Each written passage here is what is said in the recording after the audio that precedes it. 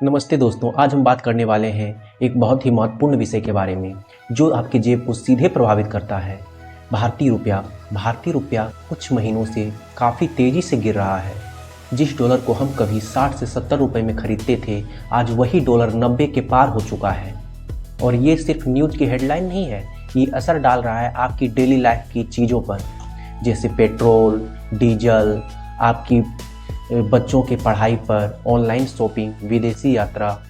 आज हम इस वीडियो में बहुत ही आसान शब्दों में समझेंगे आखिर रुपया क्यों गिर रहा है, इस पर आपकी जेब पर क्या प्रभाव पड़ रहा है, इससे किसको फ़ायदा मिल रहा है और भारत की अर्थव्यवस्था पर इसकी आगे चलकर क्या प्रभाव पड़ने वाला है। 2025 की शुरुआत में डॉलर 84-85 रुपये प्रति डॉलर था, लेकिन वही डॉलर आज 90 रुपये पार पहुँच चुका है। यानी पूरे साल में रुपये में 5 से 6% की गिरावट आई है।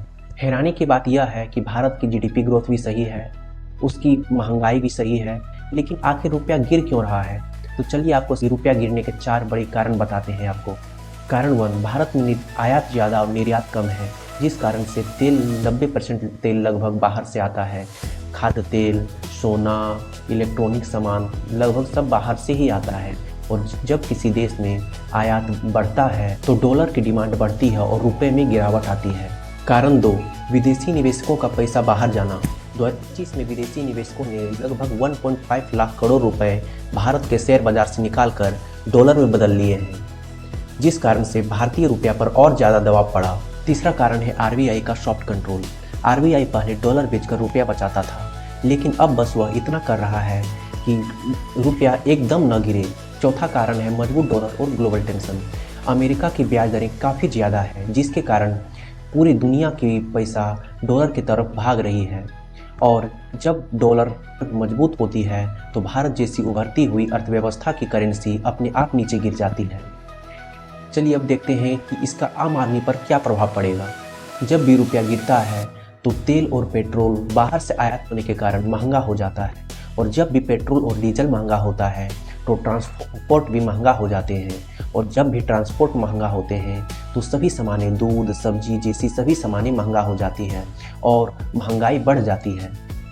और इलेक्ट्रॉनिक सामान जैसे मोबाइल, लैपटॉप, एसी, फ्रिज की पार्ट्स डॉलर में आते हैं, जिसके कारण इसकी कंपनियां इसके दाम में 3 से 60% तक वृद्धि कर रही है।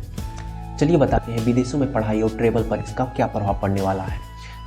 समझिए, विदेशों में जो पढ़ाई $75,000 लगभग 56 लाख रुपए में हो जाती थी, वही पढ़ाई अब लगभग 67 से 68 लाख रुपए लगेंगे।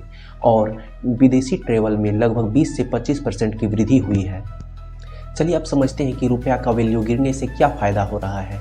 आईटी और फार्मा कंपनियां जो है डॉलर में कमाती है और रुपए में खर्च करती है, जिसके कारण से उसे अब ज़्यादा मुनाफा देखने को मिलेगा।